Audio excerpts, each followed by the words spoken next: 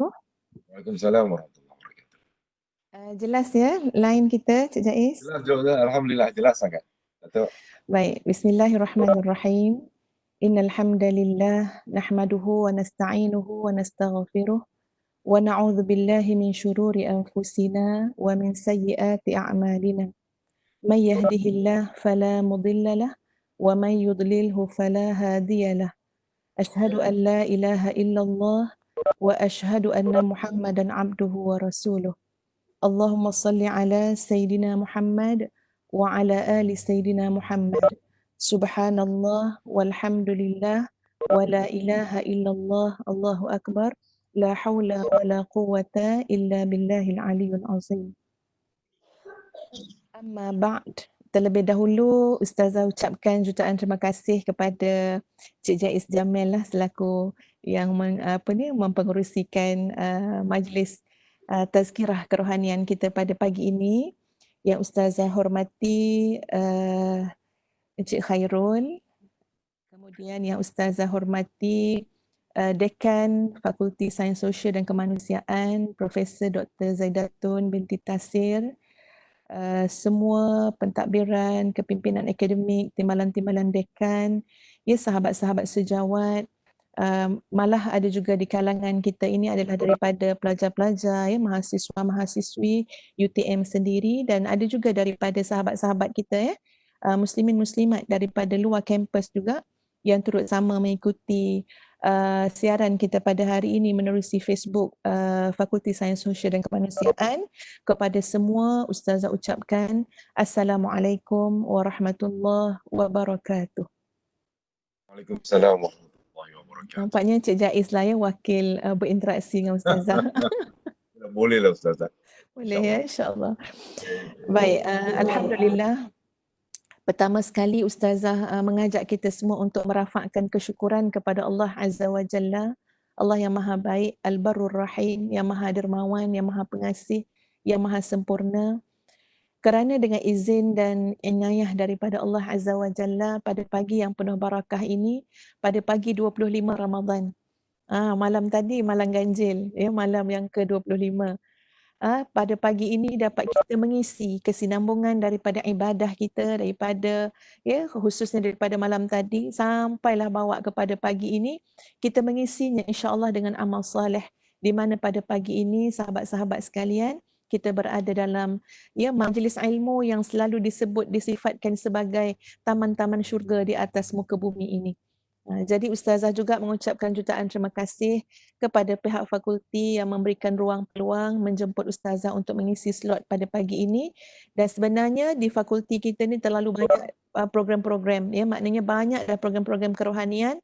Alhamdulillah, ya, sangat dihargai, ya, kita ada ramai asatizah yang telah pun memberikan, ya, pengisian-pengisian kerohanian yang insya-Allah sentiasa berguna dan bermanfaat dalam kehidupan kita.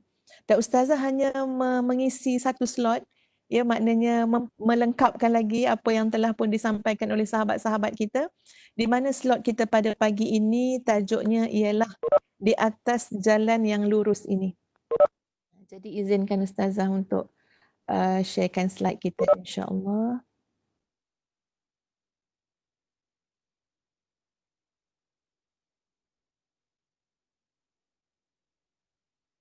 Okey, boleh nampak slide Ustazah? Okey, nampak Ustazah? Nampak, jelas. Okay, Alhamdulillah. Okey, ini tajuk kita pada hari ini. Sahabat-sahabat semua, ya, para pensyarah, ya, pegawai-pegawai tadbir, semualah yang bersama dengan kita. Pertama sekali Ustazah nak menjelaskan memang bukan yang terbaik untuk berkongsi, ya, untuk menyampaikan. Tapi insya-Allah bila diberikan amanah, ya, kita cuba nak buatlah dengan pada kadar kudrat keupayaan kita. Jadi Ustazah nak ulas, ya, tajuk dia adalah di atas jalan yang lurus. Kenapa tajuk ini yang menjadi pilihan? Wallahu a'lam, tapi terbuka hati untuk tajuk seperti ini untuk mengingatkan kita semua bahawa ada satu nikmat, ya, nikmat yang sangat besar yang Allah berikan kepada kita bila kita boleh berada di atas jalan yang lurus. Jadi macam mana, ya, sahabat-sahabat sekalian, kita mohon kepada Allah sekurang-kurangnya 17 kali sehari semalam untuk Allah memimpin, untuk Allah membantu, ya, memberikan kita petunjuk dan hidayah untuk mendapat hidayah kepada jalan yang lurus dan untuk sentiasa berada istiqamah, berada di atas jalan yang lurus. Itu kita minta daripada Allah, ya, dengan dengan kita punya doa, ya, kita punya bacaan dalam suratul Fatihah yang menjadi rukun dalam ibadah solat itu sendiri, ya, kita mohon kepada Allah, ihdinas siratal mustaqim. Tunjukkanlah kami, ya Allah, jalan yang lurus. Berada di atas jalan yang lurus adalah satu kebahagiaan, ya, satu nikmat yang sangat besar. Dan kita semua berada dalam bulan Ramadan, ya, di mana setiap tahun Allah datangkan bulan Ramadan menjadi tarbiyah kepada kita semua, mendidik rohani kita, mendidik diri kita, ya. Sebab apa? Sebab di antara lain adalah untuk kita istiqamah, ya, untuk kita tetap berada di atas jalan yang lurus ini. Sebab itu kan sahabat-sahabat, kalau kita betul-betul menghayati dan memahami maksud daripada ayat Al-Quran yang berbunyi ihdinas siratal mustaqim. Ya, kalau kita betul-betul menghayati sampai ke, ya, orang kata ke maknanya mendarah daging dalam diri kita, kita menghayati ihdinas siratal mustaqim, cukup dengan doa itu, dengan ayat itu memang boleh berlenang air mata kita. Ya, boleh terasa sangat, ya Allah, betapa hidup ini adalah satu perjuangan untuk mencari jalan yang lurus, untuk berada di atas jalan yang lurus dan untuk istiqamah berada di atas jalan yang lurus sehinggalah kita bertemu dengan Allah Azza wa Jalla.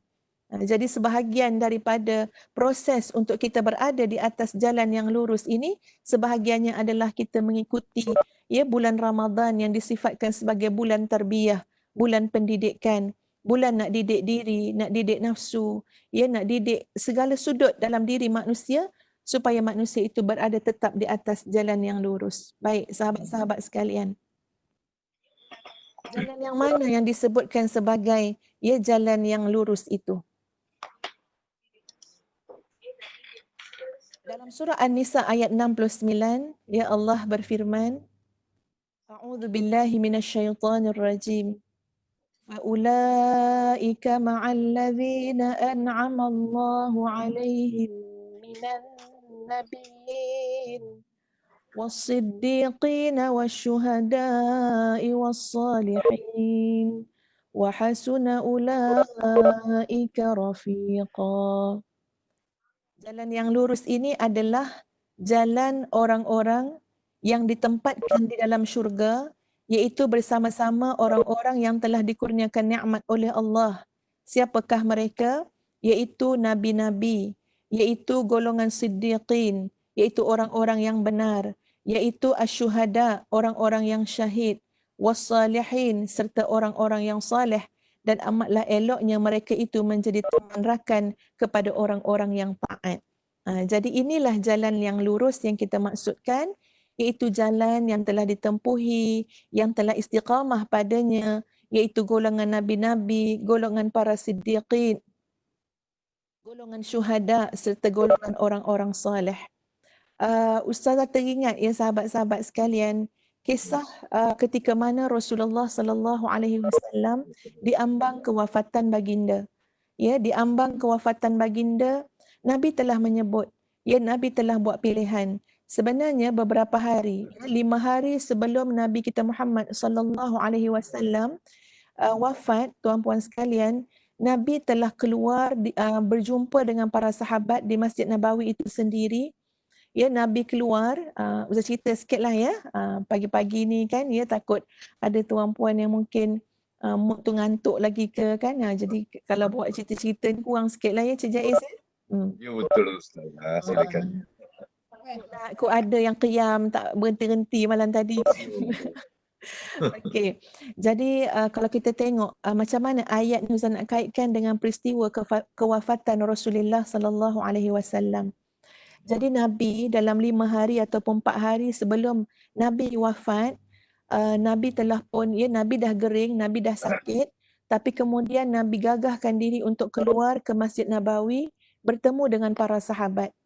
Apa yang Nabi buat tuan-puan sekalian, sebelum Nabi solat zuhur, Nabi telah naik atas mimbar, lalu Nabi katakan kepada para sahabat ketika itu, Nabi kata, siapa yang andai kata aku pernah pukul belakang dia, maka ini belakangku untuk kamu pukul, balas balik. Ini masa Nabi sakit ni, nak bawa Nabi kepada kewafatan. Ya, kemudian Nabi kata, siapa yang mungkin aku pernah jatuhkan maruah dia, maka ini dia Muhammad SAW di hadapan kamu, maka balaslah kembali kepada aku.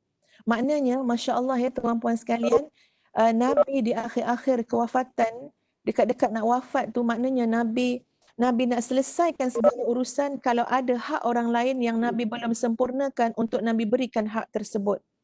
Ya, sehinggalah akhirnya ada seseorang yang mengatakan kepada Nabi, ya Rasulullah, ada 3 dirham hak aku kepada engkau. Cepat-cepat Nabi kata kepada Fadl masa tu, Nabi kata tolong uruskan, bayarkan 3 dirham tersebut. Kemudian Nabi pun menyebut, Nabi menyebut kepada para sahabat ketika itu, tuan-puan sekalian, Nabi kata ada seorang manusia yang telah Allah berikan pilihan kepada dia. Ada 2 pilihan Allah berikan kepada manusia itu, kepada hamba Allah itu. Pertama, iaitu Allah berikan kepada dia dunia dan segala kenikmatan dia, dan pilihan yang kedua ialah ia memilih apa yang ada di sisi Allah. Lalu hamba Allah tersebut telah memilih apa yang ada di sisi Allah. Sayyidina Abu Bakar yang mendengar apa yang Nabi sebut ketika itu telah menangis sehingga mengatakan, demi Allah, aku tebus kamu dengan ibu dan ayahku. Macam tu sekali Sayyidina Abu Bakar memahami bahawa apa yang Nabi sebut tu, Sayyidina Abu Bakar faham bahawa orang yang Nabi maksudkan adalah Nabi sendiri. Nabi SAW maknanya dah buat pilihan dah. Buat pilihan untuk kembali kepada Allah. Nabi buat pilihan untuk memiliki, untuk mendapatkan apa saja yang ada di sisi Allah. Bukannya dunia dan segala nikmat dia. Jadi dipendekkan cerita sahabat-sahabat sekalian, bila sampai pada hari kewafatan Nabi SAW, Nabi telah menyatakan pilihan itu dengan mengatakan, ma'allazina an'amallahu alaihim minan nabiyyin was-siddiqin wasyuhada'i was-salihin wa hasuna ulaika rafiqa. Maknanya jadi pilihan Nabi ketika itu, Nabi sebut apa? Aku nak bersama-sama dengan orang yang telah Allah kurniakan nikmat di kalangan mereka, daripada para nabi, daripada para siddiqin, daripada para syuhada dan para salihin, wa hasuna ulaika rafiqa, dan amatlah eloknya mereka itu menjadi teman rakan kepada orang-orang yang taat. Jadi maknanya sahabat-sahabat sekalian, inilah jalan lurus yang kita cari, yang kita berada di atasnya, kita nak istiqamah sampai hujung hayat kita. Dan ini adalah nikmat yang sangat besar daripada Allah Azza wa Jalla. Sahabat-sahabat yang dikasihi sekalian. Baik, ini nikmat pengembaraan dalam hidup. Ustazah cuba menggunakan maknanya ialah bahasa yang mudah-mudah je lah pagi ni kan. Bila kita sebut tentang atas jalan yang lurus ini, sebenarnya ini melibatkan satu pengembaraan. Pengembaraan setiap kita ini. Dan Ustazah sebutkan tentang ini pada akhir-akhir Ramadan, kerana mudah-mudahan kita masih ada peluang sahabat-sahabat sekalian pada hari-hari yang berbaki, pada hari-hari akhir Ramadan ini yang masih berbaki, untuk kita buat satu muhasabah kepada diri kita masing-masing. InsyaAllah, bila kita buat muhasabah, kita selalu refleksi diri, InsyaAllah banyak nilai penambahbaikan yang kita boleh buat dalam semua aspek kehidupan kita. Jadi tadi saya sebut di atas jalan yang lurus ini, untuk kita melihat bahawa kehidupan kita ini adalah satu pengembaraan. Pengembaraan di mana Ibn Qayyim pernah sebutkan, tuan-puan sekalian, ada 2 perkara maksud di atas jalan lurus ini, iaitu pertama, kita minta petunjuk dan hidayah untuk berada di atas jalan yang lurus, dan yang kedua, kita mohon semoga kita istiqamah berada di atas jalan yang lurus. Dan untuk istiqamah itu adalah satu journey yang panjang. Itu adalah satu pengembaraan yang panjang, bergantung kepada umur kita masing-masing. Bergantung kepada usia kita masing-masing. Jadi Ustazah nak mengajak kita semua, termasuk diri Ustazah sendirilah, diri saya sendiri, untuk kita melihat bagaimana pengembaraan kehidupan orang-orang yang telah dikurniakan nikmat tadi. iaitu para nabi, iaitu para siddiqin, iaitu para syuhada dan para solehin. Okey, contoh. Kadang-kadang kita baca buku bibliografi seseorang. Ya. Ada orang buat bibliografi kan, buat buku bibliografi tentang seseorang. Okey, dia pun bagi tahulah daripada lahir, ya, sekolah mana, apa pendidikan yang dia dapat, apa pencapaian yang dia dapat, ya, sampailah kalau dia dah meninggal dunia, sampailah kepada hari kewafatan dia. Kadang-kadang dalam sebuah bibliografi yang kita highlightkan adalah pencapaian-pencapaian yang nampak secara fizikal. Ya, adalah pencapaian-pencapaian yang boleh dilihat perkataannya, ya, boleh dilihat secara fizikal lah, maksud Ustazah. Tapi sebenarnya dalam kehidupan ini, sahabat-sahabat sekalian, kita harus melihat juga pengembaraan ini sebagai satu ataupun sebuah pengembaraan spiritual. Pengembaraan satu jernih untuk kita mencari, ya, jalan yang lurus, mendapatkan hidayah dan berada istiqamah di atas jalan yang lurus itu.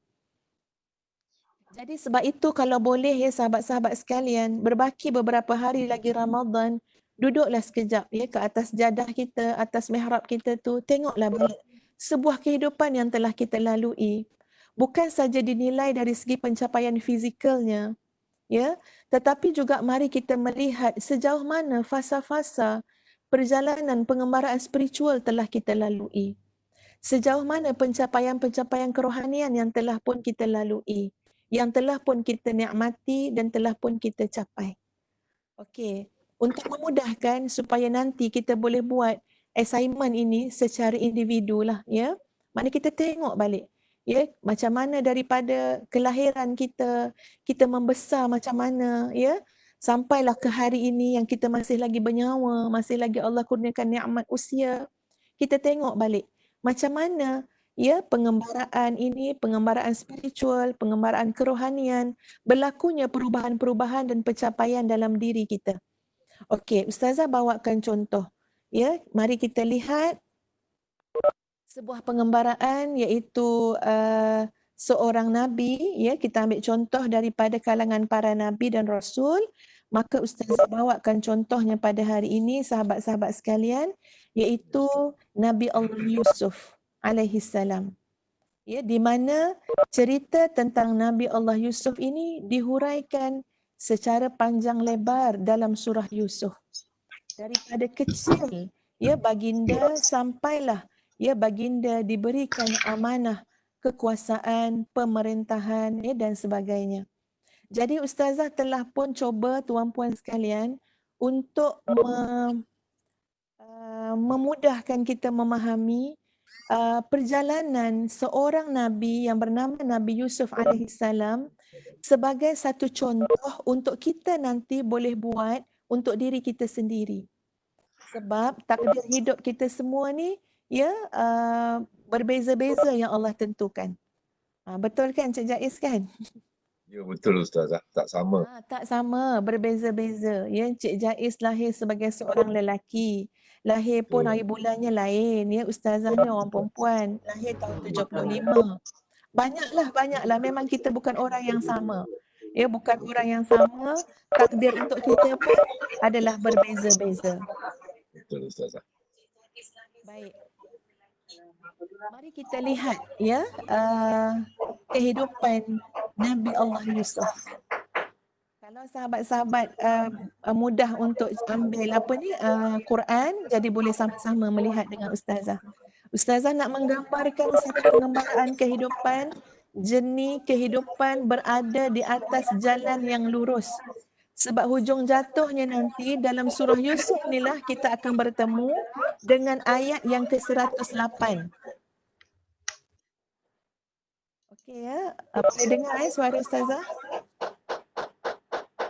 Oh, ada gangguan sikit.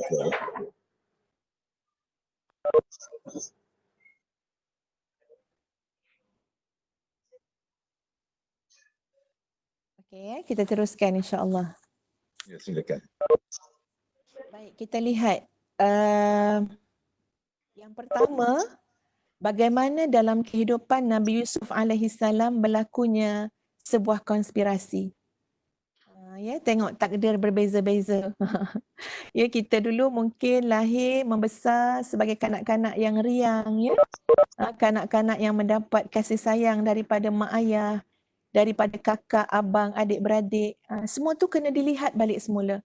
Kalau tak, kita tak akan dapat menjiwai dan menghayati sebuah kehidupan yang terlalu besar rahmat dan nikmat daripada Allah, ya.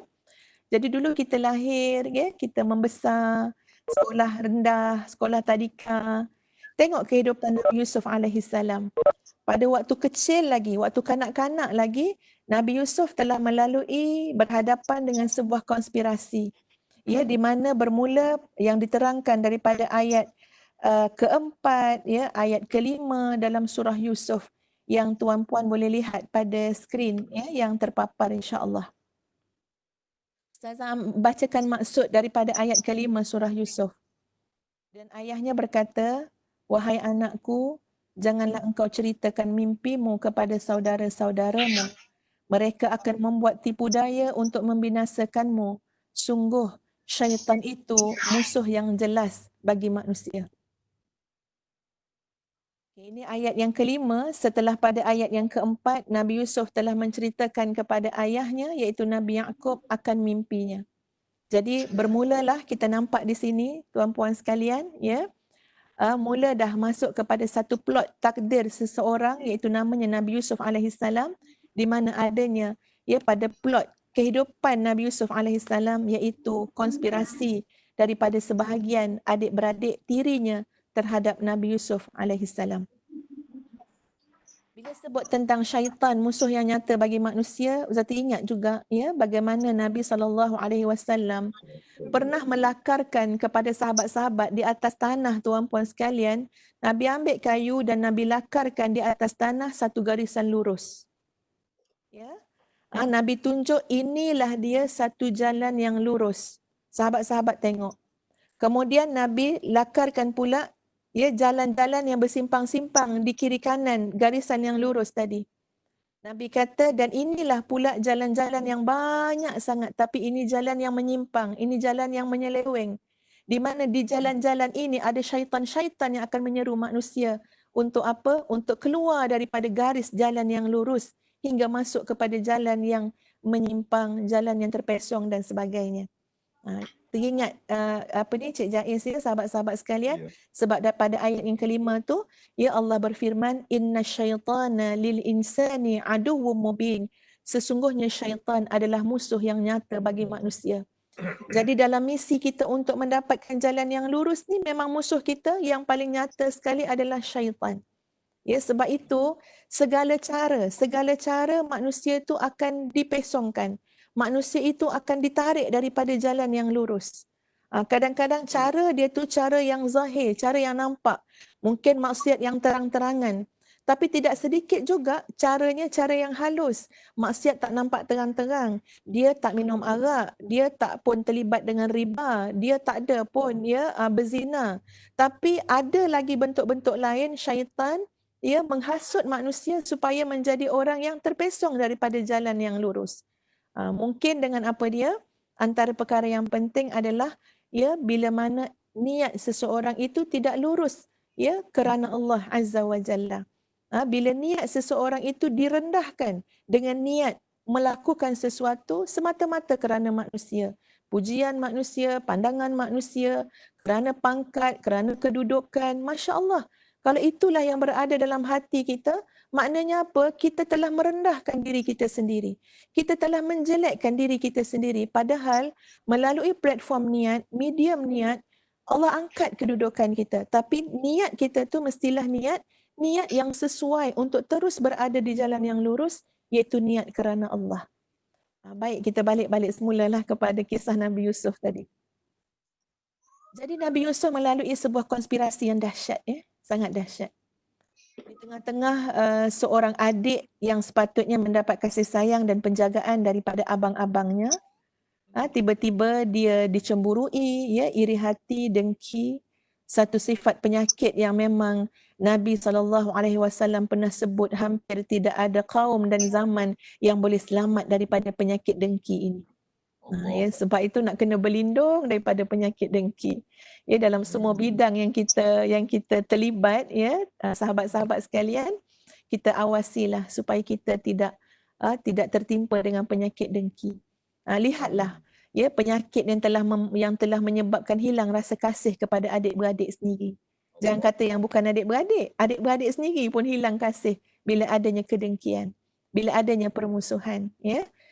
Jadi Ustazah bukan nak cerita panjang lebar tentang kisah ini, ya, Ustazah percaya seluruh yang mendengar sudah pun tahu, tapi Ustazah nak menunjukkan bagaimana plot kehidupan, ya, Nabi Yusuf alaihissalam sebagai gambaran contoh kepada sebuah pengembaraan kehidupan untuk terus berada di atas jalan yang lurus, ya. Benarnya sangat mencabar, sangat mencabar. Jadi dibawa Nabi Yusuf setelah pujuk ayahandanya, konon nak bawa pergi main, ya, konon nak bawa pergi bersantai, ya, berseronok kan, ya, antara adik-beradik. Tapi masya-Allah tuan puan sekalian, yang berlaku ialah Nabi Yusuf dicampakkan ke dalam perigi, ya, fi ghayabatil jub. Maknanya perigi yang bukan perigi yang bersih, perigi buta lah kalau kita nak terjemah, ya. Dimasukkan dalam tu, maknanya usaha di pihak orang lain, di pihak adik-beradik tiri tu, kalau boleh nak hilangkan terus Nabi Yusuf ni daripada kehidupan mereka. Ya, seolah-olah satu gambaran bila campak dalam perigi buta tu maknanya apa? Maknanya nak bunuh karakter itu. Ya, maknanya nak rendah-rendahkan. Ini satu penghinaan lah, ya, makna buang dalam ghayabatil jub. Ya, buang dalam apa? Dalam perigi buta. Masya Allah tuan-tuan dan puan-puan sekalian, sebuah kehidupan yang dilalui oleh Nabi Yusuf alaihissalam. Kemudian tak cukup dengan itu, kita masuk kepada yang ketiga, dijual pula Nabi Yusuf dengan harga yang kita kata harga bakhsin. Bakhsin ni maknanya harga lelong, harga macam apa? Nak istihza' je lah, harga macam nak buat apa? Nak macam nak menghina orang je lah. Macam mana rasanya tuan puan kalaulah kita ni dijual, dilelong dekat pasar. Ni ambil ni. Katalah ustazah kena lelong kan, ya. Ni perempuan ni, siapa nak kan lelong jadi khadam, jadi pembantu. Bagi RM10 tak ada orang nak beli, RM5 tak apalah, bagi RM1 lah. Lepas tu ada percuma pula lagi satu. Masa tu kita akan rasakan, ya Allah, ya Tuhan, tak ada nilainya aku ni pada pandangan mata manusia. Dan itu telah dilalui oleh Nabi Yusuf alaihissalam. Ya. Memang kalau kita tengok kisah Nabi Yusuf ni, Masya Allah tuan puan sekalian, terlalu hebat. Ya, dia penuh dengan unsur-unsur psikologi, ya, emosi, sosial, hubungan, ya, interaksi, komunikasi, banyak sangat. Sebab itu kalau kita meneliti kepada sebuah makna pengembaraan kehidupan Nabi Yusuf, kita akan banyak benda kita belajar. Ya, bahawa kita tidak akan hina semata-mata dihinakan oleh orang. Ya, kita takkan hina semata-mata dihinakan oleh orang yang dengki kepada kita. Sebab yang menaikkan, yang menjatuhkan, yang menghinakan, yang memuliakan, itu adalah Allah. Allah yang memimpin manusia ke atas kepada jalan yang lurus. Allah yang memelihara manusia untuk terus berada di atas jalan yang lurus. Ya? Jadi Nabi Yusuf tu dijual dengan harga hina, kita kata, dengan harga lelong. Seperti mana disebut dalam ayat yang ke-20.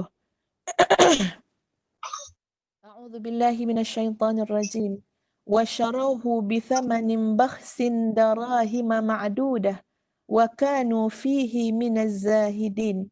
Dan mereka menjual Yusuf dengan harga rendah, iaitu beberapa dirham saja, sebab mereka tidak tertarik pun kepadanya. Allah buat tak tertarik pun pada Nabi Yusuf. Orang tak tertarik. Masya Allah. Ya Allah yang maha hebat. Sebenarnya soal orang tertarik tak tertarik ini semua daripada Allah. Ya Cik Jais, ya. Orang nak ikut tak ikut ni daripada Allah. Orang nak suka tak suka daripada Allah. Nabi Yusuf yang begitu handsome sekali. Ya, Nabi Yusuf yang makna dari sudut penampilan tu pun maknanya boleh memikat hati manusia, tapi Allah takdirkan pada awal remaja Nabi Yusuf alaihissalam dijual, dilelong, orang tak tertarik pun pada Nabi Yusuf. Baik. Kita tengok pada garis yang keempat. Tak cukup dengan itu, setelah dilelong dan kemudian dibeli ya Nabi Yusuf alaihissalam. Nabi Yusuf menghadapi pula godaan-godaan, cobaan untuk digoda ya oleh isteri Al-Aziz. Subhanallah, ini dia sebuah kehidupan dan cabaran bila kita berada di atas jalan yang lurus ni sahabat-sahabat sekalian. Mungkin kita tak digoda dengan wanita-wanita cantik. Ya, Cik Jaiz tak digoda kan dengan wanita cantik kan, ya? Mungkin mungkin bukan itu godaan kita, bukan itu cabaran kita. Tapi dalam kehidupan kita ni, kita tak lari daripada cobaan godaan-godaan.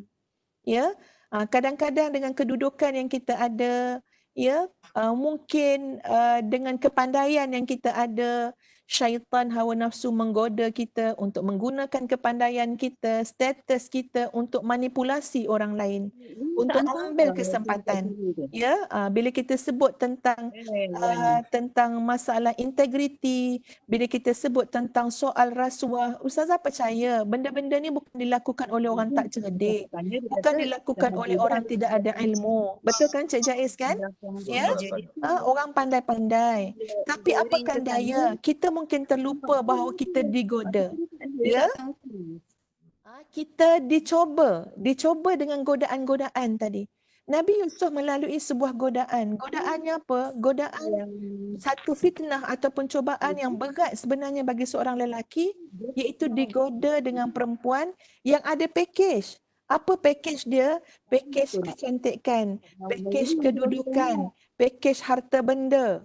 Jadi ini satu package lengkap seorang wanita yang Allah takdirkan menggoda Nabi Yusuf alaihissalam.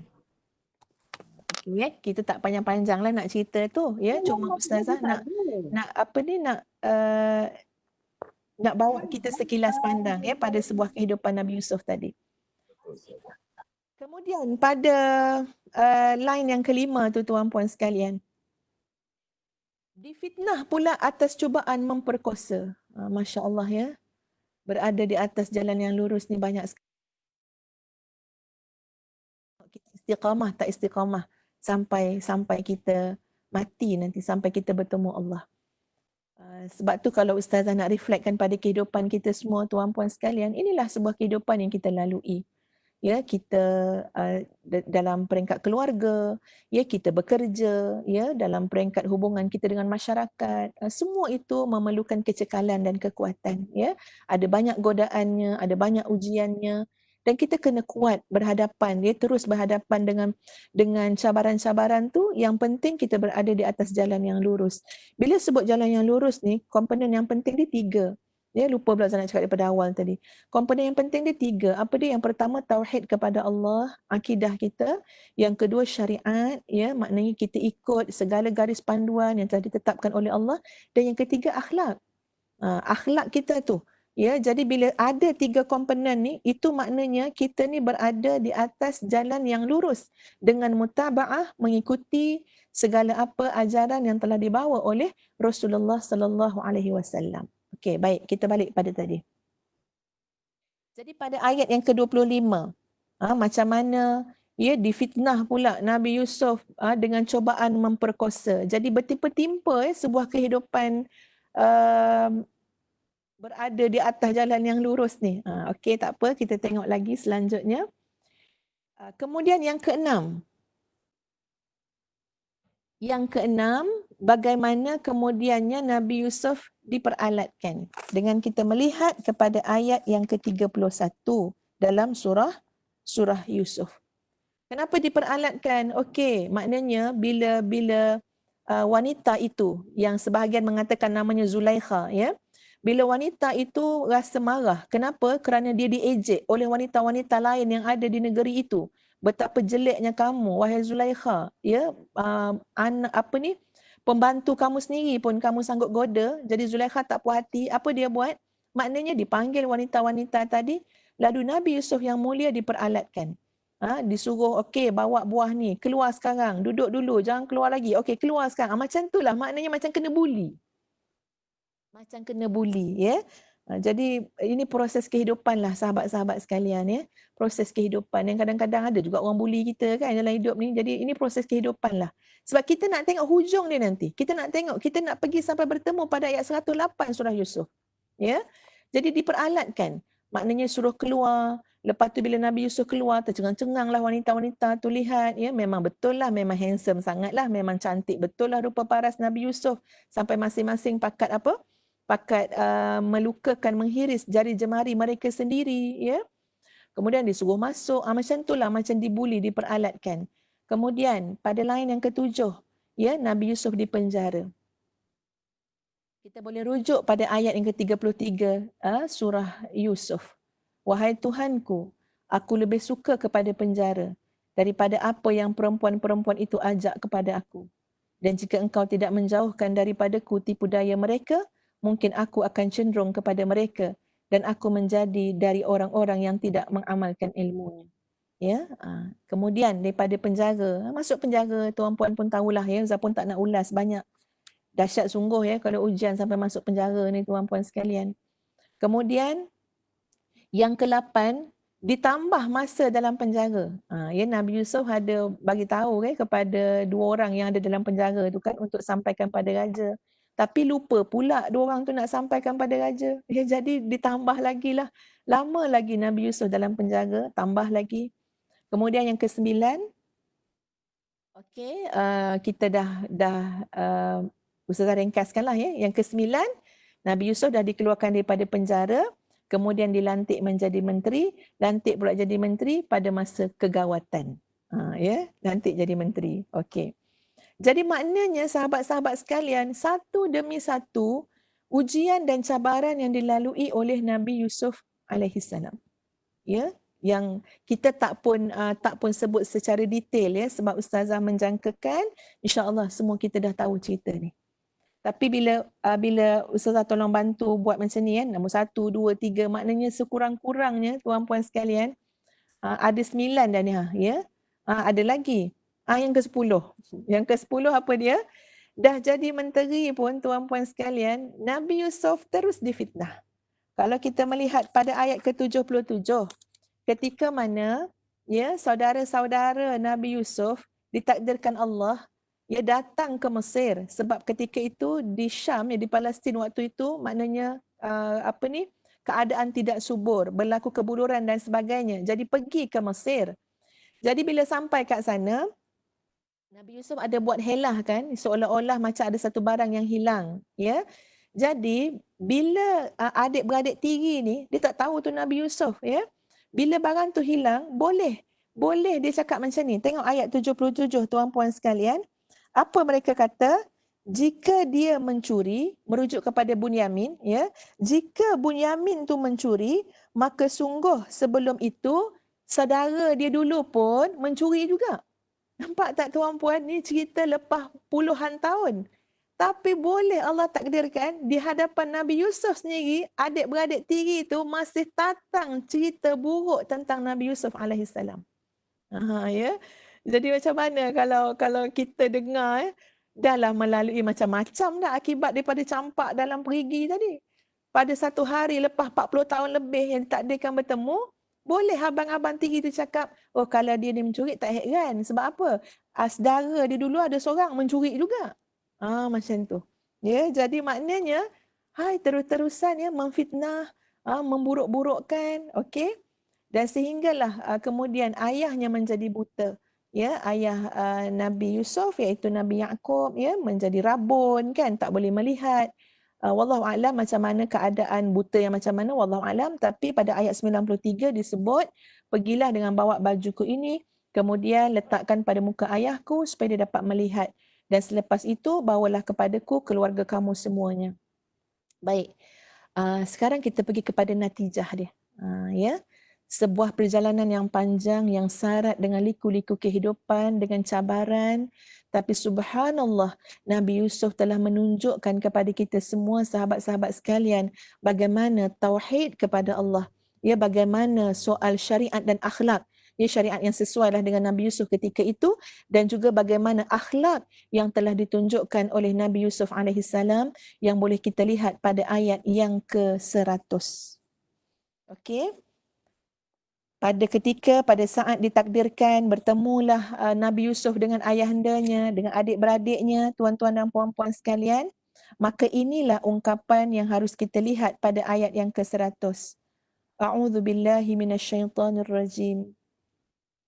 Wa rafa'a abawayhi 'alal 'arsy wa kharru lahu sujada wa qala ya abati hadza ta'wilu ru'yaya min qabl qad ja'alaha rabbi haqqan وقد أحسن بي إذ أخرجني من السجن وجاء بكم من البدو من بعد أن نزغ الشيطان بيني وبين إخوتي إن ربي لطيف لما يشاء إنه هو العليم الحكيم.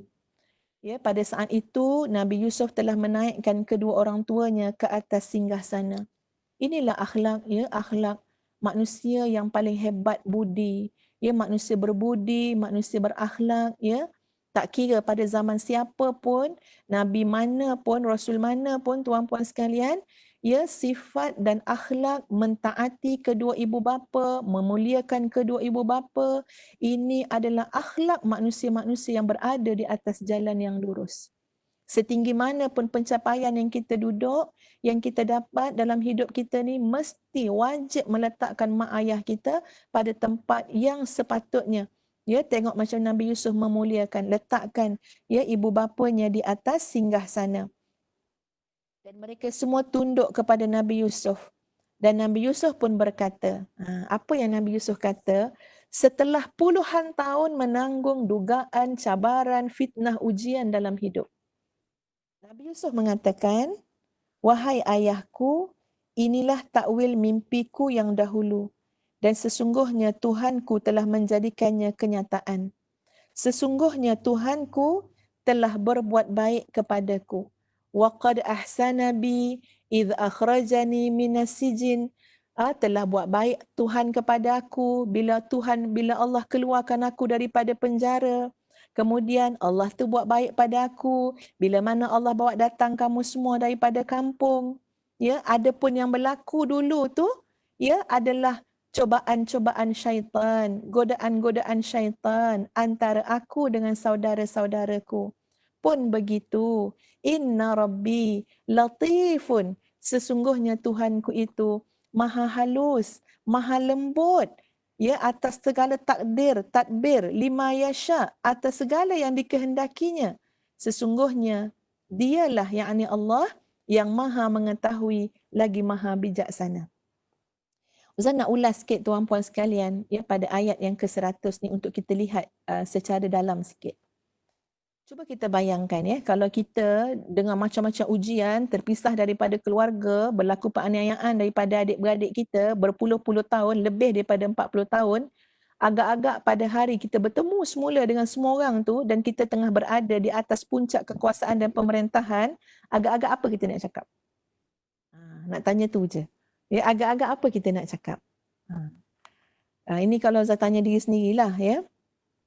Rasanya banyak benda yang Ustazah nak cakap, banyak benda nak cerita. Dan cerita yang Ustazah nak ceritakan, yang saya nak ceritakan kepada ayah ke, kepada mak, kepada adik-beradik, mestilah cerita yang merujuk kepada saya. Saya dulu kena campak dalam perigi. Saya dulu, ya, kena penjara. Saya dulu, saya. Tapi berbeza dengan apa yang ditunjukkan dalam surah Yusuf ayat 100. Walaupun dah lama sangat terpisah, tak bertemu.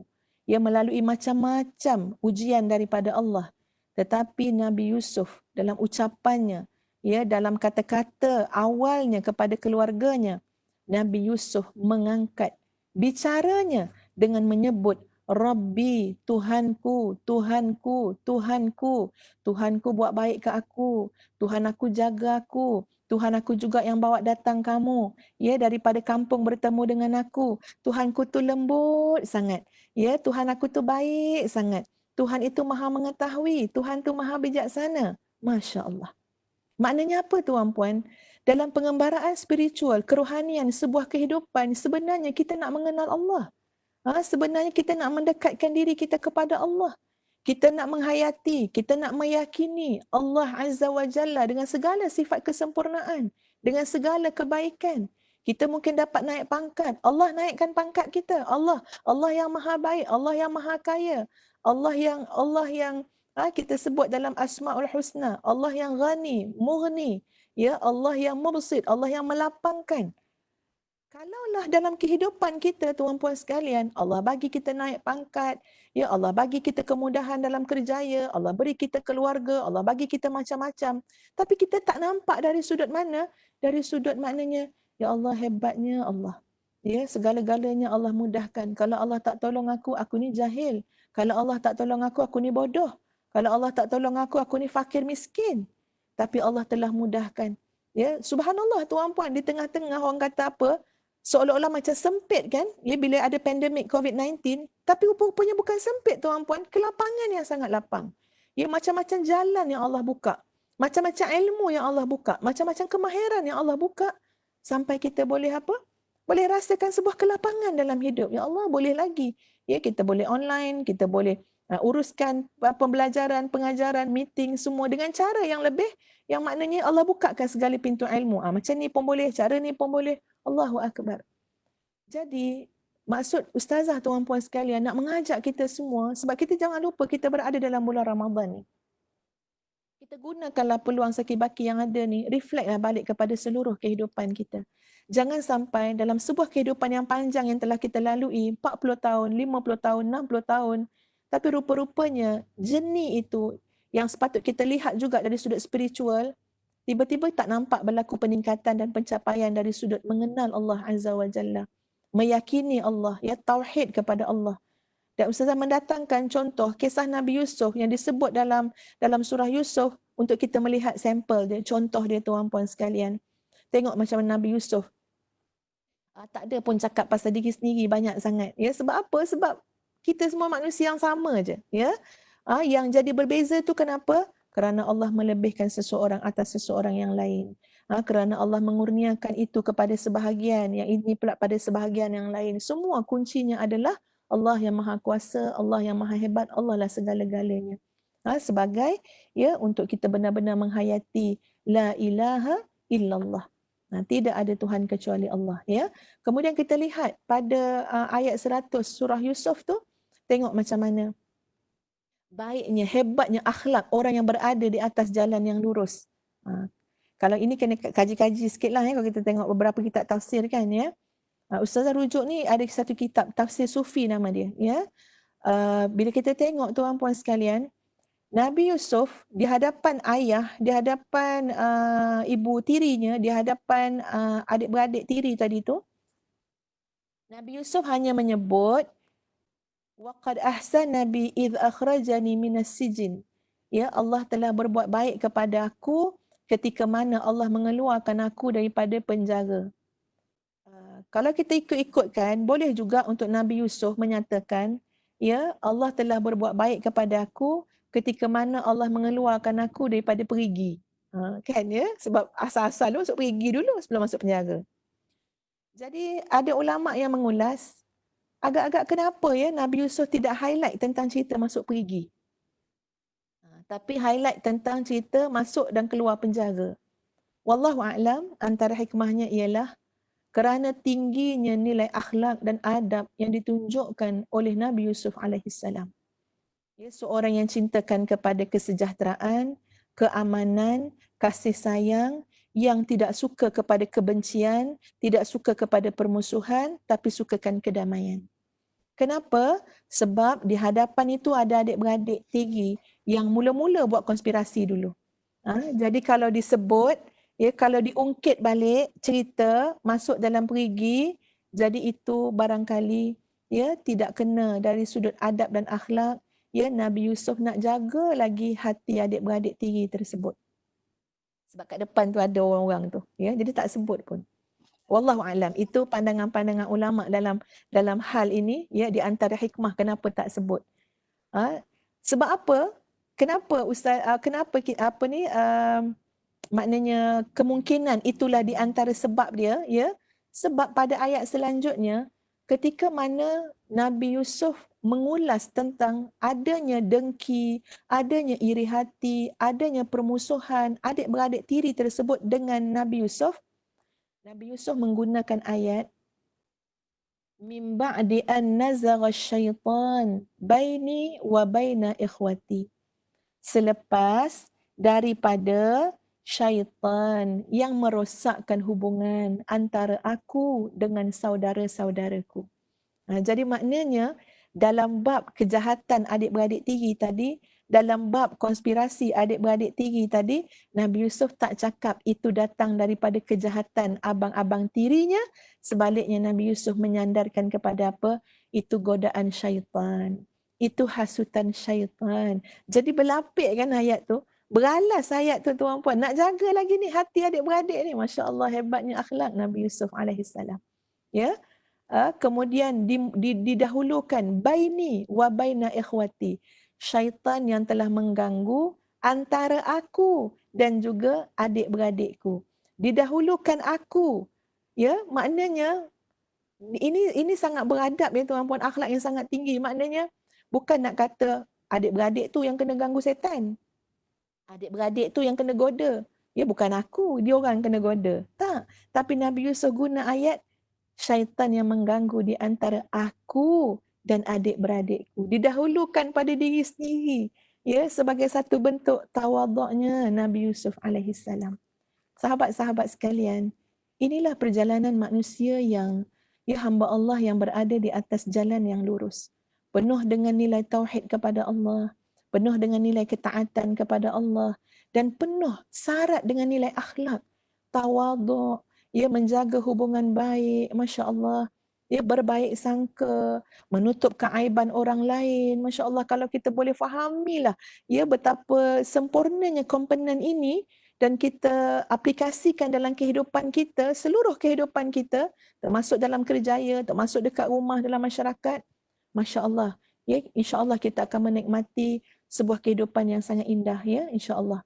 Jadi bila kita lihat pada ayat akhir surah ayat 100, Inna Rabbi Latif, ya, di tengah-tengah segala macam ujian tu pada Nabi Yusuf memilih ya untuk menyatakan, untuk menyandarkan kepada Allah, ya, maknanya sifat yang Nabi Yusuf sebut ketika itu adalah Latif. Allah ni banyak ada banyak nama-nama dan sifat yang lain, ya. Tapi bila Nabi Yusuf pilih perkataan ataupun pilih sifat, ya, Inna Rabbi Latif, yang maha seni, yang maha halus, yang maha lembut, yang maha santun, maka ini menggambarkan ketinggian tauhid, budi pekerti dan akhlak yang dimiliki oleh Nabi Yusuf alaihissalam. Bukan kata nak marah, bukan kata nak merungut, bukan kata nak menyalahkan orang, tak ada. Ya, tapi dilihat segala apa yang berlaku dalam hidup dia dengan pandangan yang sangat positif. Ya, dan yang paling positif ni bila kita tauhid kepada Allah. Ya, sehingga Nabi Yusuf menyatakan, Allah tu sangat baik dengan aku. Allah tu sangat lembut dengan aku. Maknanya campak pergi buta, lembut. Ya, masuk dalam penjara, lembut. Apa lagi? Kena goda fitnah itu ini, ya, berpisah daripada ayah sampai 40 tahun lebih. Semua tu latif, latif, latif. Masya Allah. Ya, sangat hebat husnuzan, sangkaan baik Nabi Yusuf, ya, kepada Allah Azza wa Jalla. Nilai-nilai inilah sahabat-sahabat sekalian yang kita nak bawa dalam kehidupan kita. Kalau kita lihat pada ayat yang ke-108, ya, okey. Ini ayat yang ke-108. A'udzu billahi minasyaitonir rajim. Qul hadhihi sabili ad'u ila Allah ala basiratin ana wa man ittaba'ani wa subhanallahi wa ma ana minal musyrikin. Katakanlah wahai Muhammad, inilah jalanku. Jalanku, aku dan orang-orang yang menurutku, menyeru manusia umumnya kepada agama Allah dengan berdasarkan keterangan dan bukti yang jelas nyata. Dan aku menegaskan, Maha Suci Allah dari segala i'tikad dan perbuatan syirik, dan bukanlah aku dari golongan yang mempersekutukan Allah dengan sesuatu yang lain. Jadi tengok kesinambungan kisah Nabi Yusuf tadi sehingga bertemu dengan ayat 108 dalam surah Yusuf yang kembali kepada tajuk kita, iaitu berada di atas jalan, jalan yang ditempuhi oleh Nabi SAW dan orang-orang yang bersama dengan Nabi SAW. Inilah dia jalan yang lurus.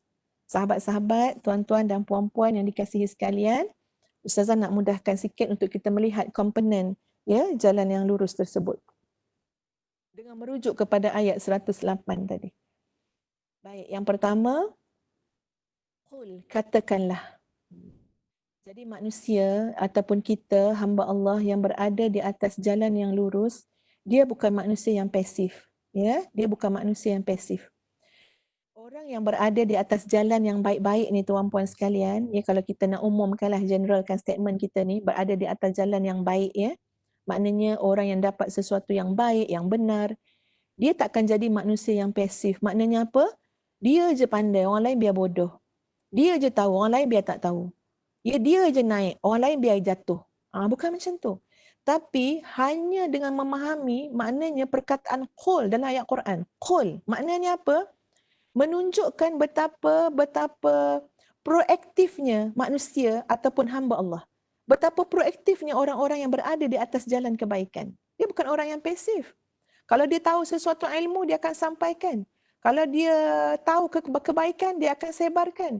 Kalau dia ada sesuatu yang boleh dimanfaatkan, dia akan manfaatkan. Ini semua adalah inspirasi daripada apa?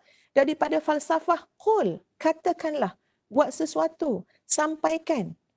Jadi bila disebut dalam ayat ni kan 108, qul, katakanlah wahai Muhammad SAW.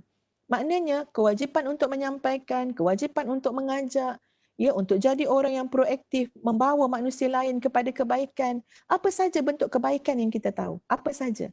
Bukan maksud dia, saya ni bukan ustaz, saya bukan ustazah, macam mana nak menyampaikan? Tak, apa saja kebaikan yang kita tahu.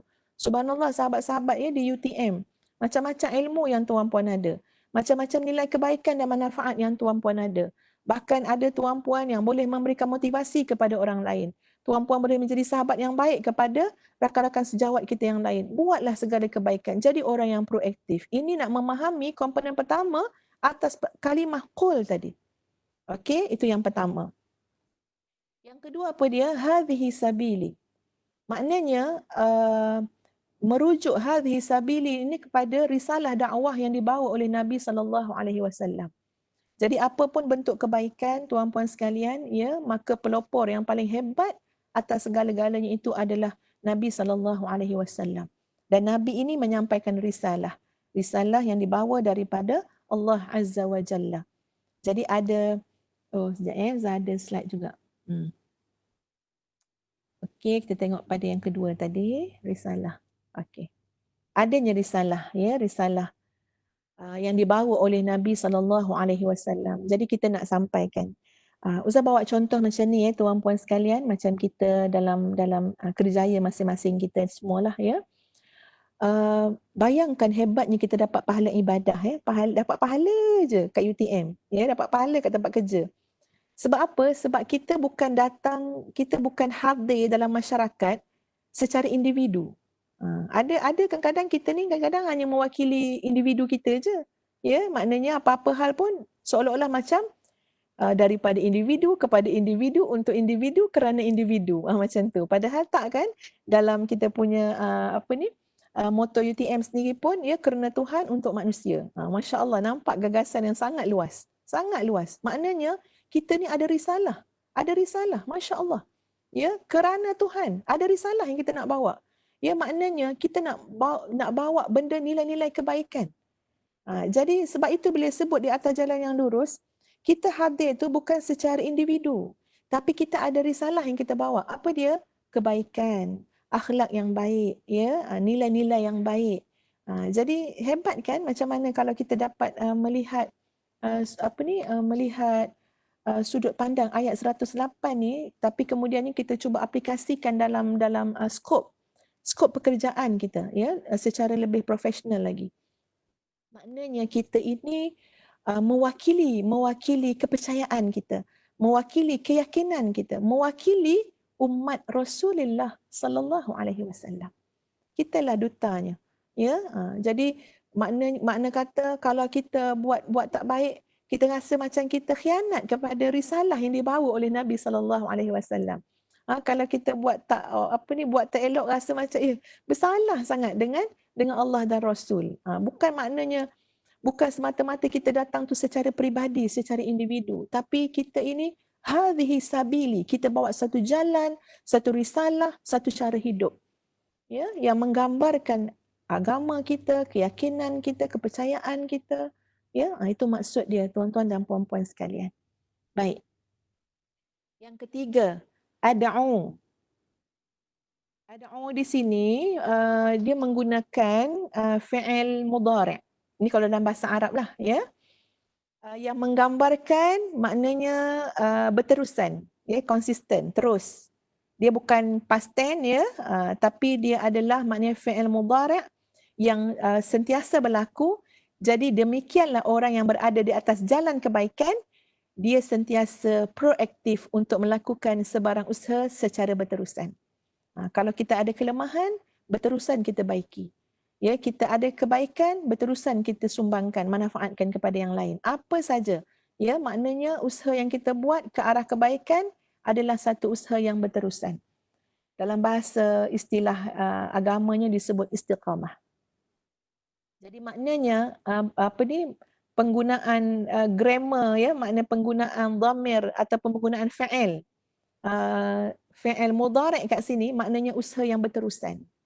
Jadi masya-Allah, ya, tuan-puan sekalian, orang-orang yang berada di atas jalan yang lurus ni memang orang-orang yang berpotensi untuk memberi pengaruh kepada yang lain. Ya, sangat memberi pengaruh pada yang lain. Bahkan kalau kita, Ustaz ingat perkataan pemimpin, ya, perkataan pemimpin. Tidak semua orang, ya, tak semua orang diangkat jadi pemimpin, ya, dalam hidup. Tetapi pada ruang lingkup kehidupan ni dia ada level-level pemimpin lah, ya. Cuma bila kita sebut tentang pemimpin, Ustazah sangat terkesan dengan satu definisi, iaitu pemimpin ini adalah, apa definisi pemimpin, ya? Pemimpin ni adalah orang yang berkemampuan mempengaruhi orang lain. Itu pemimpin. Ya. Orang yang ada kebolehan mempengaruhi orang lain, itu definisi pemimpin. Masya Allah. Pemimpin ni bukan jawatan. Ya, kalaupun dibagi, ni jawatan, tapi tak boleh pengaruhi orang lain tak ikut. Maka itu bukan gambaran sebenar kepada pemimpin. Pemimpin ni adalah keupayaan, kebolehan seseorang untuk memberi pengaruh kepada yang lain. Dan kalau kita tengok pada usaha yang berterusan ni, tuan-puan sekalian, ya, maknanya usaha yang berterusan sampai boleh memberikan pengaruh yang baik kepada orang lain, sampai boleh membentuk budaya kerja yang baik, ya, pada sesebuah institusi itu, organisasi itu. Masya-Allah, itu memang seorang pemimpin, ya. Jadi ia memerlukan kepada usaha yang berterusan, ya, sampai boleh istiqamah, sampai boleh membentuk budaya yang baik, ya, dalam masyarakat ataupun di tempat kerja kita lah, dalam skop pekerjaan, ya. Okey. Ilallah. Ini sebenarnya saya ambil daripada ayat tadi, ya, 108. Di mana matlamatnya hanyalah kepada Allah, kerana Tuhan untuk manusia, ya, kerana Allah. Dah ada dah tu, ya, dalam kita punya dalam UTM tu sendiri. Jadi ilallah, memang kesempurnaan segala ibadah yang kita lakukan ini adalah kerana Allah. Kenapa kita puasa Ramadan ni? Kenapa kita puasa? Dan walaupun kita ada waktu, ada saat yang macam orang tak nampak pun, ya, lauk ada lagi, lauk bekas sahur tadi banyak lagi apa semua, tapi tak mungkin kita makan, kan? Sesengaja nak makan, tak. Walaupun tak ada orang tengok. Kenapa? Sebab kita merasakan Allah Maha melihat. Ya, sebab kita tahu kita puasa ni bukan sebab manusia. Kita puasa ni kerana Allah. Allah Maha melihat, Allah Maha mengetahui. Jadi masya-Allah, ya, ini adalah satu komponen yang sangat penting untuk menjaga nilai kualiti yang ada pada manusia pada semua bidang yang manusia itu duduk. Semua. Kalau dia seorang suami, dengan sebab matlamat hidupnya untuk mencari keredaan Allah, insya-Allah dia akan jadi suami yang baik. Insya-Allah dia akan menjadikan Nabi SAW sebagai contoh ikutan yang baik untuk diri dia. Ya, kalau dia sebagai seorang pemimpin, insya-Allah kerana matlamat hidup dia nak mencari keredaan Tuhan, mencari keredaan Allah, dia akan jadi pemimpin yang takut kepada Allah. Ya, apa saja kita diberikan sedikit ilmu oleh Allah dalam bidang kita masing-masing, tapi kerana matlamat kita untuk cari keredaan Allah, kita akan manfaatkan ilmu kita tu untuk apa? Sebarkan kepada masyarakat. Sebab kita pun antara lain selain daripada menjadi hamba Allah adalah menjadi khalifah Allah di atas muka bumi ini. Maknanya dengan segala bidang ilmu yang sahabat-sahabat ada, tuan-puan ada, kembangkanlah, terokailah, kajilah, tuan-puan menyumbang kepada ummah. Ya, dan betulkanlah niat kita supaya benda ini semua dalam pandangan Allah dan kita tak kerugian akhirat besok kalau buat sesuatu hanya untuk dunia semata-mata. Ini dia. Ya, matlamat hanya kepada Allah. Cik Jais, okey Cik Jais, saya dengar kan?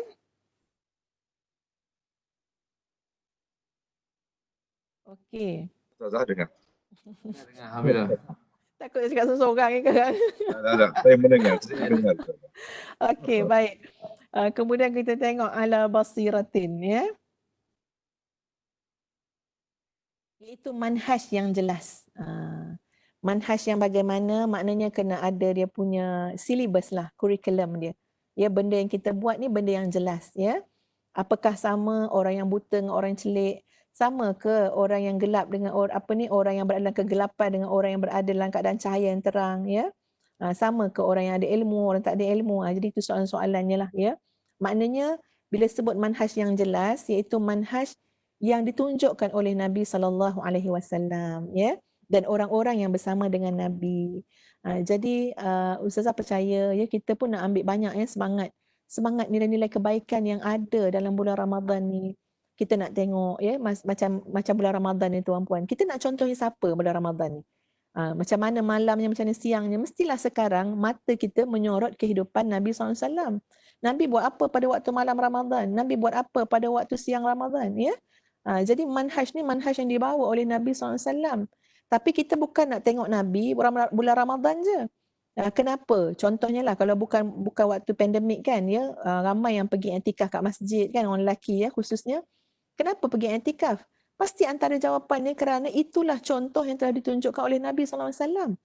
Ya, kenapa kita bersungguh-sungguh sedekah-sedekah banyak-banyak sangat? Sebab Nabi telah tunjukkan Nabi itu seorang dermawan, tapi pada bulan Ramadan Nabi jauh lebih dermawan daripada bulan yang lain. Jadi maknanya apa? Inilah dia sosok tubuh Nabi SAW, ya, dengan segala ajaran yang dibawa oleh Nabi, itulah menjadi manhaj yang kita kena ikut dalam kehidupan. Bukan saja nilai yang kita nak bawa pada bulan Ramadan, tapi dalam semua kehidupan kita. Ya, untuk maknanya ikut tengok macam mana Nabi sebagai pemimpin masyarakat, Nabi sebagai ayah, Nabi sebagai sahabat, Nabi sebagai peniaga, macam-macam, ya, macam-macam sisi. Masya Allah, Rasulullah SAW ni ibarat belian tuan-puan sekalian. Bahkan kalau sebut belian pun rasa macam belum cukup apa, maknanya mungkin ada yang lebih dahsyat daripada tu. Tapi kalau kita kata belian, maksudnya ialah dari semua angle, semua sisi belian tu kita akan nampak kilauan dia. Itu belian lah kan, belian tu mana-mana pun kita potong, ya, nampak kilauan dia. Jadi demikian Nabi SAW pada semua, apa-apa sisi pun kita tengok, sudut mana pun Nabi bersinar, Nabi berkilau, Nabi menunjukkan contoh yang sangat hebat. Adanya manhaj yang jelas, ya. Kemudian ana ala basiratin ana. Ya, kalau kita belajar bahasa Arab ni tuan-puan sekalian, kalau letak ya kat belakang tu, maknanya kita guna dhamir muttasil. Dhamir muttasil maksud dia ana juga. Maknanya ala basirati. Boleh juga. Tapi dalam ayat ni ala basiratin ana disebut tu aku, saya. Ya, manhaj jelas. Saya disebut kat situ. Untuk menunjukkan tuan-puan sekalian kepada ini dia satu gambaran nilai kepimpinan yang sangat berkualiti. Ya, penegasan tu. Seperti mana yang saya tunjukkan. Macam tu lah lebih kurang, ya, kalau kita kata seorang pemimpin, ya, saya. Jadi ini gambaran kepada manhaj yang dibawa dengan satu kepimpinan yang berkualiti, pengaruh yang hebat dalam sebuah kehidupan. Dan Ustazah percaya dalam mana-mana organisasi, ya, di mana-mana institusi pun kita sangat memerlukan kepada nilai-nilai yang telah disebutkan tadi. Adanya kita punya tujuan, ya, adanya kita punya cara kerja, adanya budaya, adanya kepimpinan yang berkualiti, adanya kepimpinan yang boleh memberikan pengaruh yang baik. Itu boleh, kita boleh pandai-pandailah tuan-puan ni mengaplikasikan dalam banyak konteks kehidupan ni. Kemudian tuan-puan sekalian, wa manittaba'ani, adanya pengikut yang setia. Ya. Dan hendaklah engkau merendah diri kepada pengikut-pengikutmu daripada orang-orang yang beriman. Tengok macam mana Al-Quran menggambarkan pengikut-pengikut Nabi SAW. Sehingga dituntun akhlak kepada Nabi SAW untuk apa dia? Untuk merendah diri kepada pengikut-pengikut dari kalangan orang beriman. Masya Allah. Kemudian tengok pada ayat yang ketiga tu, waqfid janahaka lil mu'minin, kan? Hendaklah merendah diri kepada orang beriman walaupun dia orang fakir, walaupun dia orang miskin. Tengok akhlak tu, ya. Walaupun kita ni mungkin seorang pemimpin, ni kita ketua dan sebagainya, tapi tengok macam mana akhlak yang dibina, ya, dibentuk akhlak Nabi SAW. Nabi, seorang rasul, tuan-puan sekalian, punya hebat tu. Tapi Nabi diperintahkan oleh Allah merendahkan diri, tawaduk juga kepada pengikut-pengikut kamu daripada golongan orang-orang yang beriman. Jadi ini melengkapkan sebuah kehidupan yang sangat sempurna, ya tuan-puan, indah sangat, berada di atas jalan yang lurus, di mana kita bukan hanya untuk diri kita saja, tapi kita boleh boleh mengajak ramai lagi orang di luar sana untuk menjadi manusia yang penuh dengan nilai-nilai kebaikan, ya. Dan yang Zapun tak kira dah yang keberapa tu. Wa subhanallah wa ma ana minal musyrikin. Jadi fokusnya kepada Allah, ya, dalam hidup ni. Segala puji-pujian kembali kepada Allah, tasbih kepada Allah. Sebab apa? Sebab bila kita berada di atas, bila Allah beri kita banyak ilmu, contohnya kan, ya, bila Allah letakkan kita macam-macam lah, berikan nikmat, sangat mudah kita takut kita tergelincir daripada jalan yang lurus. Kita lupa daratan, kita lupa semua datang daripada Allah, kembali kepada Allah, ya. Kita tak pernah layak pun untuk dipuji sebenarnya. Semuanya kembalikan kepada Allah. Subhanallah, subhanallah, subhanallah. Jadi ini adalah penggambaraan kerohanian seorang manusia, ya, seorang hamba Allah yang sebenar, tuan-puan sekalian, di mana apa saja yang berlaku dalam hidup dia semua dikembalikan kepada Allah. Ada susah payah sikit dalam pekerjaan kita, dalam kehidupan kita, ya, semua datang daripada Allah, kembali kepada Allah. Pasti solusinya juga datang daripada Allah. Pasti ada solusi daripada Allah. Pasti ada jalan keluar dia. Jadi Masya Allah, ya, kehidupan yang orientasinya adalah orientasi tauhid. Kembali kepada Allah. Baik. Dan itu dia yang terakhir. Wa ma ana minal musyrikin, ya, dalam surah Yusuf. Kita tengok pada ayat 101. Setelah Nabi Yusuf mengkhabarkan kepada keluarganya, ya, inna rabbi latifun lima yasha. Kemudian Nabi Yusuf sebut, Rabbi qad ataitani minal mulki wa 'allamtani min ta'wilil ahadith. Kalau kita tengok, ya, cara Nabi Yusuf bercakap, ya tuan-puan sekalian, Masya Allah, pemusatan percakapan tu adalah Allah, ya, adalah kepada Tuhan, kepada Allah. Kita boleh je nak bercakap, ya, aku dapat ni, aku boleh je kita ni boleh bercakap, aku je memanjang, selalu aku kat depan, ya, saya, ya. Kalau kita bercakap, tapi kita tengok cara Nabi Yusuf cakap, ya, pemusatan ucapan Nabi Yusuf adalah merujuk kepada apa? Kepada Allah. Wahai Tuhanku, Engkau yang telah kurniakan aku sebahagian daripada kekuasaan, Engkau yang mengajar aku sebahagian daripada ilmu tafsiran mimpi. Wahai Tuhan yang menciptakan langit dan bumi, Engkau penguasa, Engkau pelindungku di dunia dan di akhirat. Sempurnakanlah ajalku ketika mati dalam keadaan Islam dan hubungkanlah aku dengan orang-orang yang saleh. Masya Allah, tuan-puan sekalian. Yes, ini satu gambaran, macam-macam lah gambaran kat sini ni, ya. Antara lain tawaduknya Nabi Yusuf. Ya, Nabi Yusuf kata apa? Wa alhiqni bis salihin. Hubungkanlah aku dengan orang soleh, ya. Padahal Nabi Yusuf ni yang soleh ni. Tapi bahasa bercakap tu bahasa merendah diri, tuan-puan sekalian, ya. InsyaAllah manusia yang tawaduk kerana Allah, Allah akan angkat dia. Ya, berbanding dengan kalau kita sombong, kita bongkak, ya, kita bangga diri, lama-lama kita akan jatuh juga, ya. Jadi ini nilai-nilai yang diterapkan, ya, untuk kita memahami makna yang sangat komprehensif kepada berada di atas jalan yang lurus ini. Untuk kita syukuri, untuk kita kembangkan segala pemahaman dan nilai itu sehingga kita boleh mewujudkan budaya yang baik dalam masyarakat kita, budaya yang soleh dalam organisasi kita, ya. Sebab apa? Sebab kita menikmati dah berada di atas jalan yang lurus, kita mohon istiqamah daripada Allah dan kita pengaruhi orang lain. Kita bawa segala kebaikan, tebarkan kebaikan kepada masyarakat, kepada orang lain. Wallahu a'lam, sahabat-sahabat sekalian, ya. Ustazah ada lagi tak slide ya? Tak ada dah slide dia. Dah nampak muka Cik Jaiz dah ya. Okey, jadi itulah kurang lebih apa ni yang Ustazah boleh sampaikan daripada tajuk di atas jalan yang lurus ni. Cuma ialah Ustazah nak share lah sikit doa lah ya untuk kita yang apa ni, untuk sahabat-sahabat muslimin muslimat lah ya. Nabi pernah sebut macam ni ya. Nabi sebut dalam Imam Ahmad meriwayatkan daripada Mahmud ibn Labid bahawa Nabi SAW bersabda, Inna akhwafa ma akhafu alaikum asyirkul asghar. Sesungguhnya sesuatu yang paling aku khawatir terhadap kalian adalah syirik kepada syirik kecil. Ni ya, tengok yang tadi itulah ya, yang ni ya. Yang aku takut pada kalian ni syirik kecil. Jadi sahabat tanya, wa masyirkul asghar, apa dia syirik kecil tu ya Rasulullah? Nabi jawab, ar-riya, riya. Ya, jadi Nabi dah pernah beritahu, aku paling takut pada umat aku ni syirik kecil tu, riya.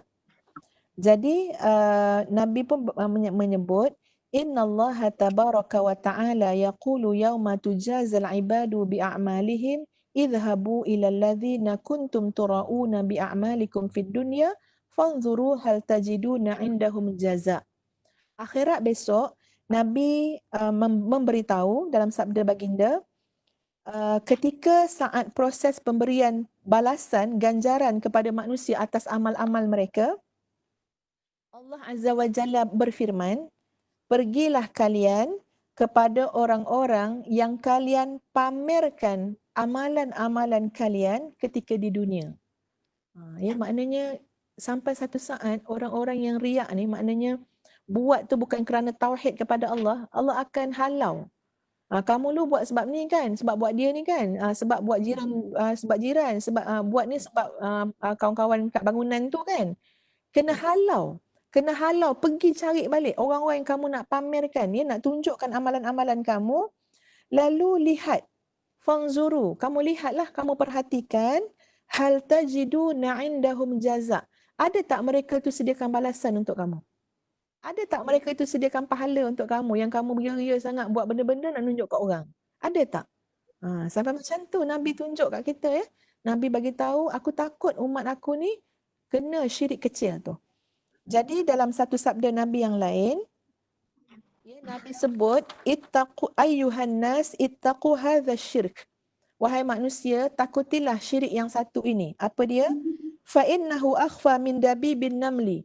Sesungguhnya ia lebih tersembunyi daripada langkah kaki semut. Siapa kat sini pernah nampak ya semut kaki semut tu tak nampak, tak perasan pun kaki dia. Ya, jadi tak adalah kita meneliti ya langkah semut, tapi Nabi kata tersembunyi syirik yang satu ni lebih tersembunyi daripada langkah kaki semut. Ya, lalu orang tu bertanya, ya Rasulullah, bagaimana kami nak hati-hati ni? Sedangkan penyakit itu lebih sama daripada langkah kaki semut. Lalu baginda menjawab dengan sabda baginda, bacalah doa ini. Qulu, hendaklah kamu baca doa ini. Allahumma inna na'udzubika min an nusyrika bika syai'an na'lamu wa nastaghfiruka lima la na'lamu. Maksud dia, ya Allah, kami berlindung kepadamu daripada perbuatan menyengutukan denganmu sesuatu yang kami ketahui dan kami memohon ampunan kepadamu atas apa yang tidak kami ketahui. Maknanya kita ni macam orang surrender lah ya. Kita pun dah tak tahu mana yang kita tahu tak tahu, jadi kita minta ampun semua. Takut kita terbuat ya. Jadi Nabi ajar, Allahumma inna na'udzubika min an nusyrika bika syai'an na'lamu wa nastaghfiruka lima la na'lamu. Doa ni ada dalam Al-Ma'thurat juga.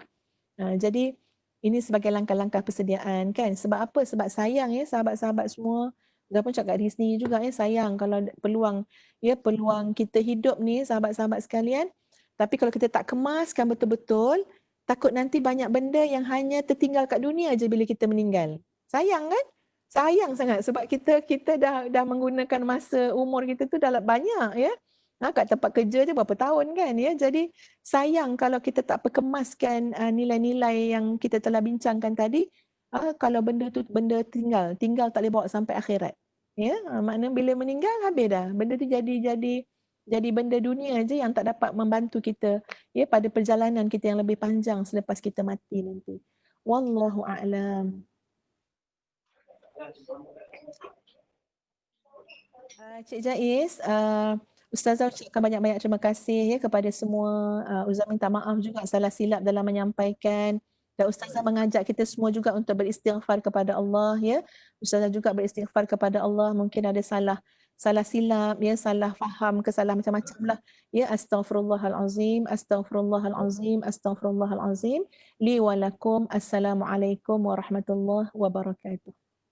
Waalaikumsalam warahmatullahi wabarakatuh. Bagi pihak majlis dan juga pihak penganjur merakamkan setinggi penghargaan dan terima kasih kepada Yang Berusaha Datuk Dr. Nur Hafizah Musa, pencerakanan FSSH UTMKL yang telah selama hampir 1 jam lebih berkongsi ilmu berkaitan jalan yang lurus, di atas jalan yang lurus ini. Mudah-mudahan sedikit sebanyak ilmu yang diberikan, panduan yang dikongsikan dapat menjadikan kita antara hamba-hamba Allah yang terus berada di jalan yang lurus untuk mencari kebaikan di dunia dan akhirat. Terlebih lagi kita berada di bulan Ramadan di hari yang ke-25 ini. Mudah-mudahan ia dapat memberikan kita semangat untuk menjadi orang-orang yang diampunkan dosanya dan sentiasa beristighfar. Terima kasih Ustazah. Okay, terima kasih semua, insya-Allah. Terima kasih kepada semua yang terlibat, kepada dekan dan kepada semua penganjur Cik Hairul dan para tetamu sekalian. Ustazah sekali selamat. Sebelum apa pun selamat hari raya Ustazah, mohon zahir batin. Dan insyaAllah kita gantung saya Allah Ta'ala ni. Assalamualaikum warahmatullahi wabarakatuh. Login pun saya tak buat. Assalamualaikum Datuk, terima kasih banyak. Okey dah iklan ni kita. Terima kasih bang. Jais.